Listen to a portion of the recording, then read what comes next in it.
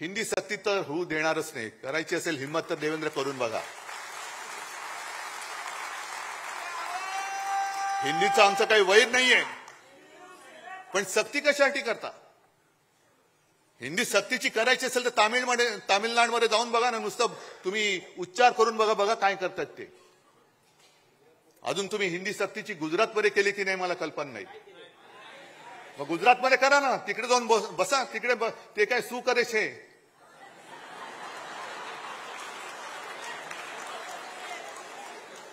म्हणजे ते मराठीत त्याचा अर्थ वेगळा होतो, हिंदीत काय होतं मला माहिती नाही. पण इकडे आपल्याला भांडवट ठेवायचं. भांडा हिंदी सक्तीची म्हणजे काय झालं की अगदी निवडणुकीच्या तोंडावरती आपण मुंबईकर सगळे एकत्र राहतोय, ते मराठी अमराठीमध्ये झगडा, मग त्याच्यावरनं आपण भांडत बसायचं. आणि एकदा का आपण भांडायला लागलो काय भ्रष्टाचार करायला मोकळे. आता ज्या काही बातम्या येत आहेत, म्हणजे काय काय बातम्या तर त्या महिलांवरती होणाऱ्या अत्याचाराच्या, त्यांच्या हत्येच्या वाचवत पण नाहीये. पण त्या बातम्या रोज देत बसायच्या आणि ह्यांच्या येणाऱ्या बातम्या ह्या दाबून टाकायच्या. एक 8-15 दिवसापूर्वी एक बातमी आली होती, किती जणांच्या लक्षात आहे? या मिंद्याच्या काळामध्ये 3,000 कोटींनी जास्त असलेले टेंडर सुप्रीम कोर्टाने रद्द केलं होतं. किती लोकांना माहिती आहे? 3,000 कोटी रुपये गेले कुठे? गेले ना. मग मध्ये जो काही आपण म्हणजे आदित्यने सुद्धा प्रेस कॉन्फरन्स घेतली, आपण मोर्चा काढला होता. मुंबईमधला रस्ता घोटाळा, पैसे गेले कुठे? गेले. मग प्रत्येक आमच्यावरती घराणेशाहीचे आरोप करताना तुमच्या आंबरस तुम्ही तो घोटाळा काढलाय, ते एक आपल्यातनच गेलेलं तिकडे ते आहे अवलाद. त्यांनी स्वतःच्या पोरासाठी भूखंडाचं आरक्षण बदलून हॉटेल वगैरे तिकडे केलं. खैरेचे बरोबर ना. त्याच्यानंतर एक मंत्री आहे, त्याच्या खात्यामध्ये बदल्यांमध्ये अनियमितता आहे. एक मंत्री आहे, तो शेतकऱ्यांचा अपमानच करत सुटलेला आहे. शिक्षण खात्यामध्ये घोटाळा आहे. सगळे घोटाळे म्हणजे मध्ये एक तो जो काय फोटो आला होता, देवेंद्र फडणवीस बसलेत मध्ये आणि आजूबाजूला सगळे उपरे. मला भाजपवाल्यांची खरंच दया येते. किती पिढ्या तुमच्या सतरंज्या उचलण्यामध्ये घालणार आहात? आता तर सतरंजीच्या खाली गेलात तुम्ही, तुमच्यावरती उपरे नाचतायत. बस करा आता, या ना. अरे जर का तुमच्यामध्ये जरा तरी काही शिल्लक असेल स्वाभिमान अभिमान, तर द्या जुगारून या उपऱ्यांचं. आणि भ्रष्ट उपऱ्यांचं हे जोखडे ते जुगारून द्या. आणि या मर्दासारखे बाहेर या. तुमची किती इंचाची छाती आहे ना, ती तुमच्या नेत्याला दाखवा. मर्द कशाला म्हणतात. पण भ्रष्टाचाराच्या बातम्या येऊ द्यायच्या नाहीत.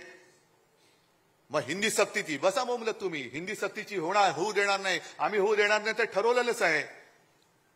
पण त्याच्यामध्ये झगडत ठेवायचं. बटेंगे तो कटेंगे.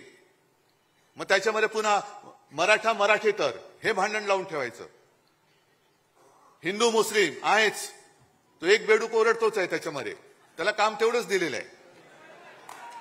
अरे तुझी उंची केवढी, आवाज कसा,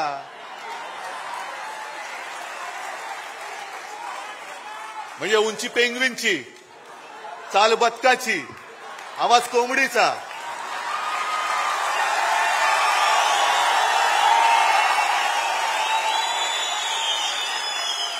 डोळे कोणासारखे माहिती नाहीत. तो जीव काय, बोलतोस काय, पार्श्वभूमी काय तुझी, वडिलांची पार्श्वभूमी काय, आणि आमच्यावरती बोलतोस. मग कोणावरती बोलतोस? त्यांना कळू दे पहिलं नक्की. एक कोणतरी बाप ठरवा. ह्याच भाषेत मी त्यांच्याशी बोलतोय. एक कोणतरी ठरवा.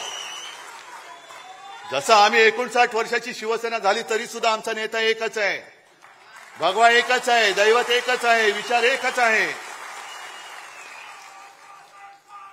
आणि शिवसेना प्रमुखाने शिवसेनेची स्थापना केली ती महाराष्ट्राच्या मराठी माणसावरती होणाऱ्या अन्यायाचा मुकाबला करण्यासाठी केली आणि हिंदुत्वाच्या रक्षणासाठी केली. शेटजींची पालखी मारण्यासाठी नाही केली. शेटजींचे बूट चाटण्यासाठी शिवसेनेची स्थापना नाही केली. हे त्या मिंद्याला पहिले जाऊन सांगा.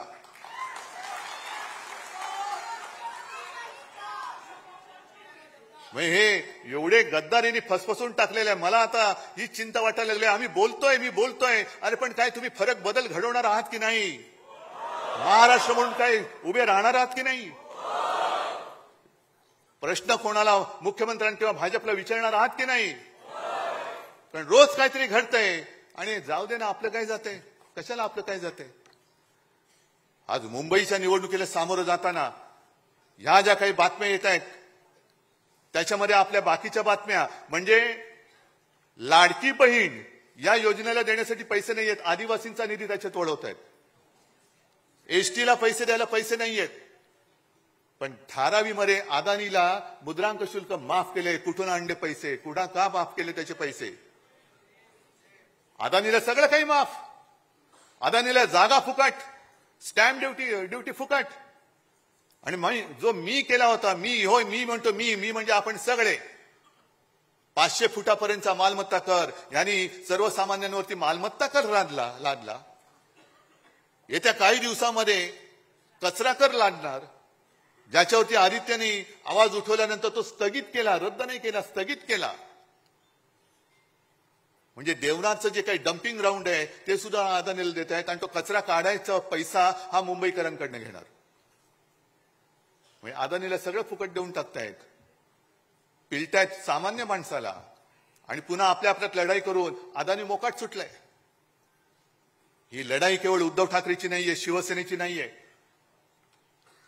ही 1960 साली ज्या मराठी माणसांनी बलिदान देऊन रक्त सांडून ही मुंबई आपल्याला मिळवून दिली, त्या रक्ताची शपथ घेऊन ही मुंबई आम्ही आमच्यापासून तोडू देणार नाही, मुंबईचं महत्व खतम करू देणार नाही. म्हणून जर आपण उभे राहिलो तरी मुंबई वाचेल.